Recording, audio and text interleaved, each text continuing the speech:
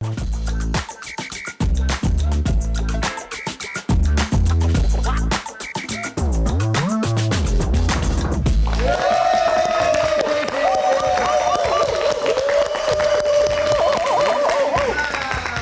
malam, Omania.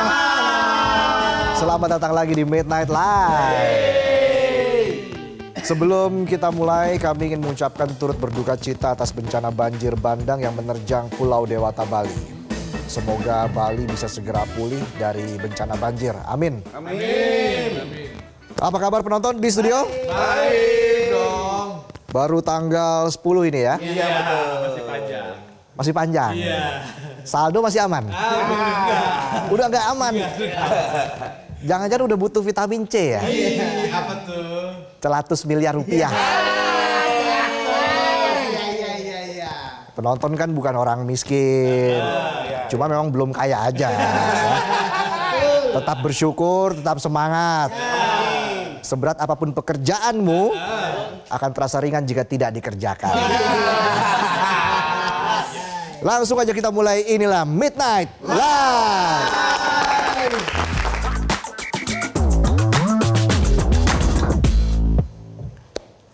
Berita utama malam ini kita akan bahas soal dugaan plagiat yang dilakukan oleh calon hakim agung.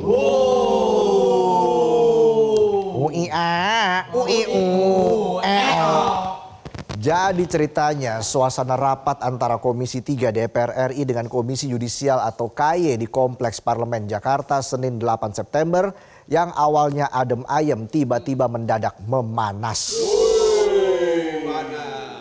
Udah kayak arisan keluarga yang awalnya guyonan sambil ngunyah cemilan. Tiba-tiba ada yang nyeletuk bahas warisan. Yang tadinya ngakak-ngakak jadi cemberut kan. Yang tadinya enak nyemil kacang jadi pengen makan orang. Bisa aja saya. Jadi ceritanya begini, awalnya ada anggota Komisi 3 DPR RI yang tanya soal proses seleksi calon hakim agung yang dilakukan oleh KY. Karena ada calon hakim yang diduga pernah melakukan plagiat tapi masih lolos seleksi calon hakim agung lagi. Waduh, kok bisa? Tahun ini, bayangin mau jadi hakim agung aja plagiat.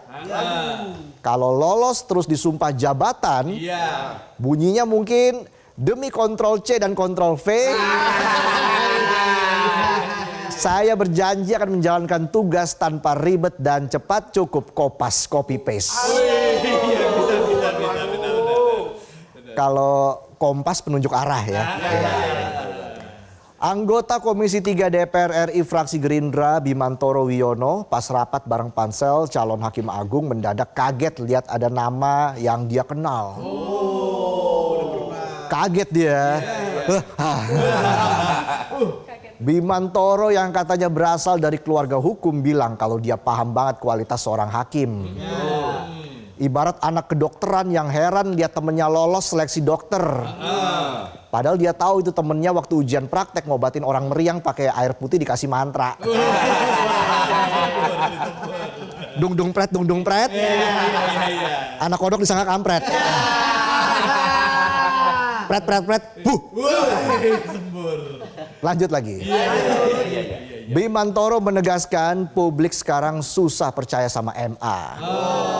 Apalagi kalau ditambah ada calon hakim yang sebelumnya gagal fit and proper test gara-gara dugaan plagiat. Gimana koruptor bisa dihukum berat kalau hakimnya aja lolos karena plagiat? Ujung-ujungnya putusannya kopas dari sidang sebelumnya. Bisa tuh. Terdakwa kita kasih potongan hukuman karena berperilaku sopan. Kalau berperilaku spontan, Bimantoro sambil gregetan bilang kalau dia itu termasuk anggota Komisi 3 yang dulu ikut memfit proper orang yang plagiat tersebut. Jadi bukan karena sirik atau dendam pribadi, tapi soal akuntabilitas, kualitas, dan kredibilitas yang dilakukan KY.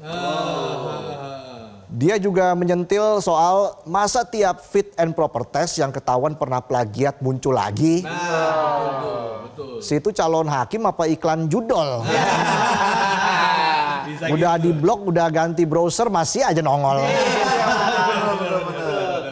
Dalam kesempatan yang sama, Ketua KY Amzulian Rifai menjawab alasan meloloskan calon hakim yang diduga plagiarisme itu.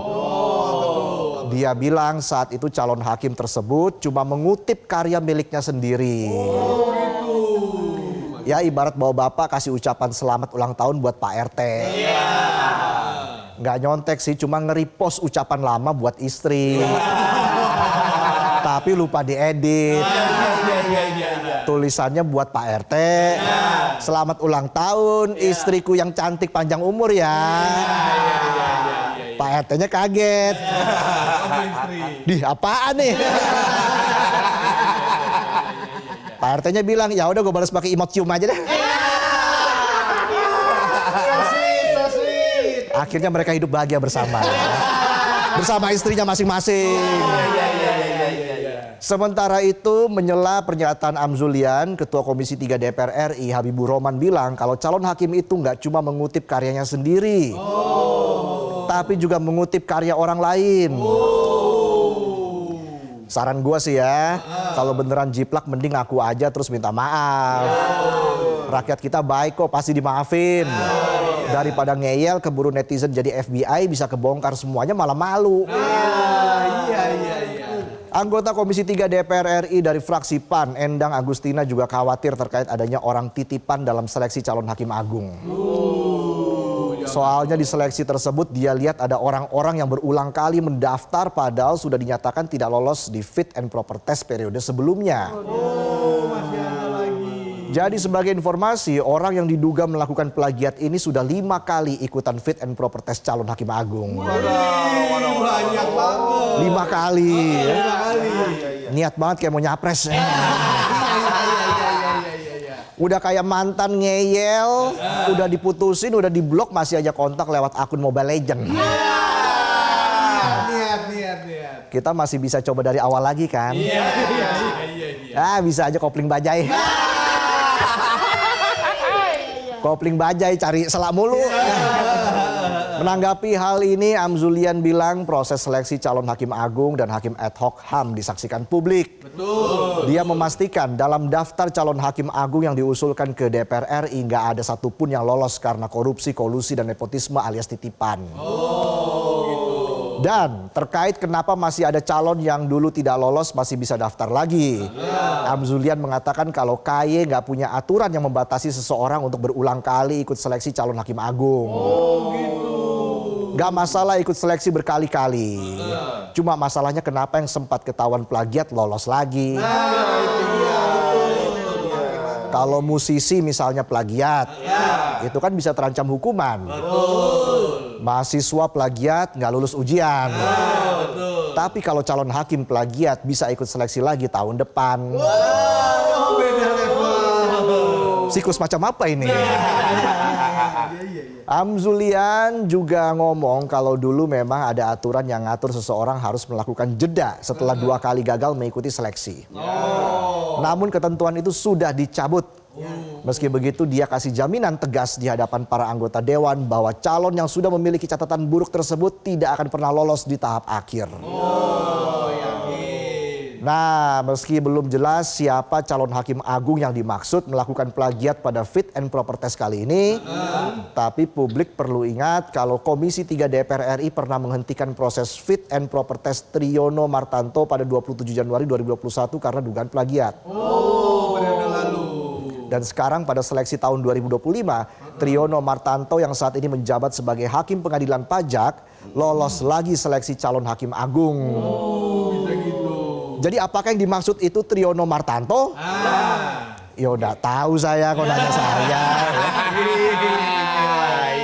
Sebelumnya pada 11 Agustus lalu dalam konferensi pers, KY telah mengusulkan 13 calon hakim agung dan 3 hakim ad hoc.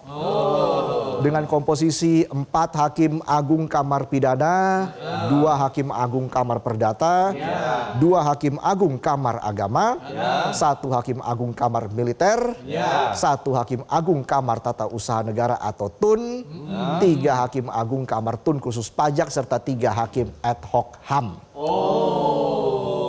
Dan nama Triono Martanto yang kedapatan plagiat saat seleksi di tahun 2021 lolos seleksi KY mengisi slot Hakim Agung Kamar Tun khusus pajak.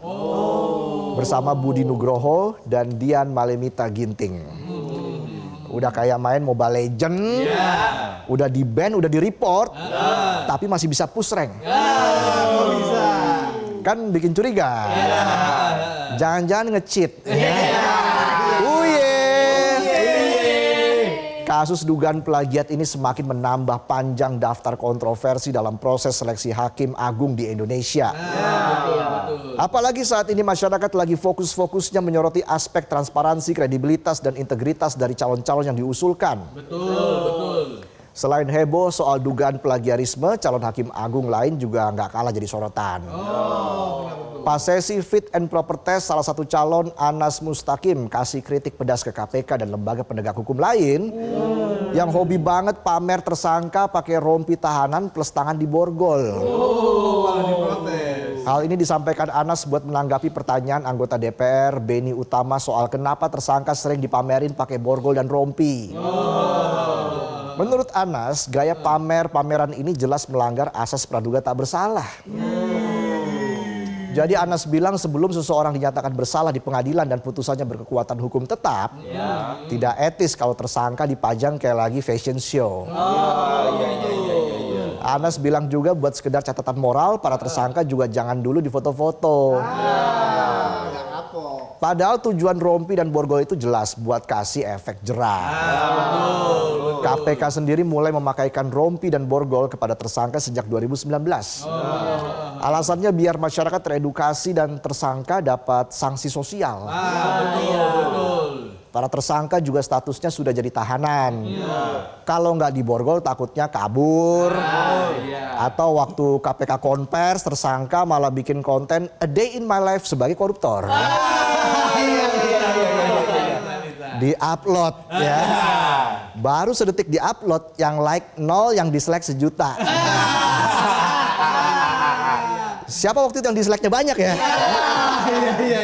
Saat itu Ombudsman RI juga udah bilang kalau aturan ini nggak salah, nggak ada maladministrasi. Menurut mereka aturan KPK nomor 3 tahun 2019 soal borgol dan rompi tahanan juga udah sesuai PP nomor 58 tahun 1999. Udah sesuai. Meski kritik soal borgol dan rompi tahanan menimbulkan perdebatan etika, isu dugaan plagiarisme calon Hakim Agung justru jadi sorotan utama. Dugaan plagiat ini langsung jadi isu sensitif sebab seorang Hakim Agung dituntut memiliki integritas akademik sekaligus moral yang tinggi.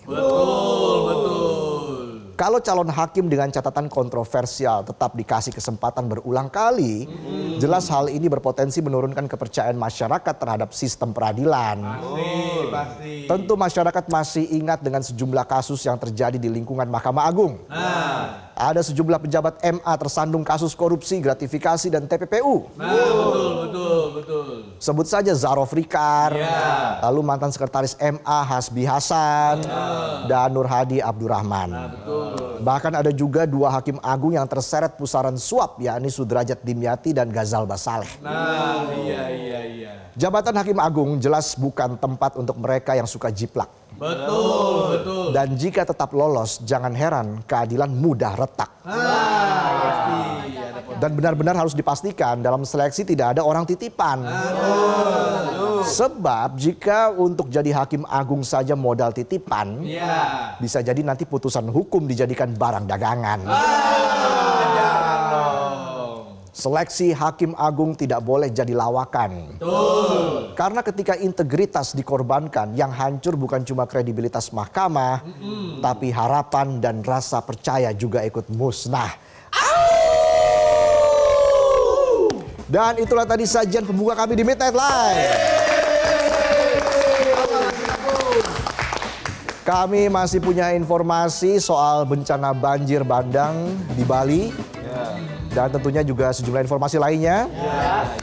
Jadi tetaplah di Midnight Live.